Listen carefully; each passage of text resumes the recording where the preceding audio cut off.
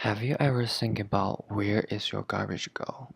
Before China banned import of recyclable and solid waste by the end of 2017, do you just like me that think your country will take care of your Amazon or Walmart's shipping box and all the food packages that you carefully sorted into baggage can? By the July of 2017, China announced at the World Trade Organization that it would ban and restrict the import of 24 types of recyclable and solid waste by the end of the year. As this news released to the public, the world shook. China says it's not taking in that garbage anymore, a decision that has changed the way countries around the world have to handle their waste, a decision most weren't ready for. So this especially impact hugely on the global recycling industry. Before the announcement, China has long been the largest importer of recyclable material in the world. Until the ban, China was the final resting place for about half of the global's material and paper recyclables, and about 87% of the recycled plastic collected was exported indirect or direct to China. And also, China was the leading supplier of the recycled iron and plastic for most of the countries. So, what are the challenges after China leaving the market, and is there any opportunities? Before the new law has been placed, China played a significant role as both supplier and purchaser in the global recycling industry. It created a massive hole in the global recycling industry as China exiting the market for all the retailers, which means that the government may no longer recycle waste for free.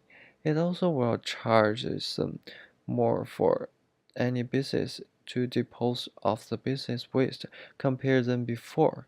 For any business globally, this means it will increase the difficulty to control costs and meet the local legal requirement for any waste disposition. Increasing operation expenses is inevitable in the short term. In addition to the extra costs, the company's social responsibility constructs also need to be changed to adopt the new environment. They wander the oceans. Some of the waste they carry will go to landfill or be burned. For customers, without a proper place to get rid of the waste for the government, they will suffer the consequences of the environment pollution for poorly regulated countries' recycling industry.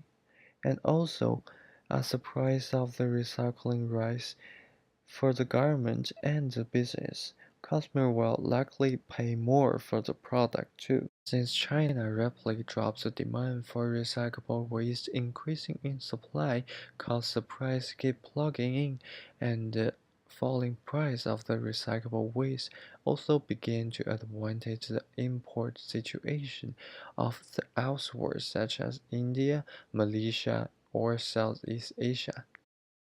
Plastic exports started dropping from the U.S. to China, but started surging towards Southeast Asia. Thailand up 400%, Malaysia up more than 200%. Since China banned the recyclable waste also caused China short for recyclable plastic, and they are eager to find a replacement for the re recyclable plastic that they used to use. And this created opportunity for the company that sell new plastic.